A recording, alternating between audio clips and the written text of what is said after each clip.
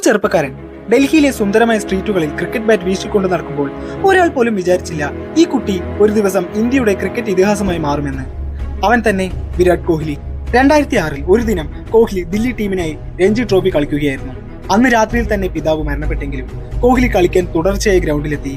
ഇന്ത്യക്കായി കളിക്കാനുള്ള സ്വപ്നം അദ്ദേഹത്തിന് ഏറ്റവും പ്രിയപ്പെട്ടതായിരുന്നു. അച്ഛന്റെ സ്വപ്നങ്ങൾ പൂവണിയിക്കാൻ തന്റെ ദുഃഖം പിഴിഞ്ഞ് അതിജീവിച്ചു. വർഷങ്ങൾക്കുള്ളിൽ തന്റെ കഠിനാധ്വാനത്തിലൂടെ അദ്ദേഹം ഇന്ത്യൻ ടീമിൽ ഇടം നേടി. തുടർന്നുള്ള വർഷങ്ങളിൽ അവന്റെ അപ്രതീക്ഷിതമായ പ്രകടനങ്ങൾ, ആത്മവിശ്വാസം, നേതൃഗുണം എന്നിവ കൊണ്ട് കോഹ്ലി ഇന്ത്യൻ ടീമിന്റെ ക്യാപ്റ്റനായി മാറി. ODIയിൽ 50 സെഞ്ചുറികൾ സച്ചിന്റെ റെക്കോർഡ് തികച്ചു. ആശങ്കയില്ല, ചരിത്രം സൃഷ്ടിച്ചു. IPLൽ RCBയുടെ ഏകമാത്ര കളിക്കാരൻ. തുടക്കം മുതൽ ഇന്നുവരെ 7000-ൽ പരം IPL റൺസ്, ഏറ്റവും കൂടുതൽ 5 centuries in single IPL season. വേറെ ആരും ചെയ്യാത്തത്. RCBയെ ഒരു കുടുംബമാക്കി മാറ്റി. വിരാട് ഏറ്റവും കൂടുതൽ റൺസ് നേടിയത് T20 ഇന്റർനാഷണൽസിൽ.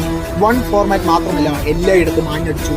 2018 ഇംഗ്ലണ്ട് ടൂർ ആരും പ്രതീക്ഷിച്ചില്ല, പക്ഷേ അവൻ മറുപടി നൽകി. Test king.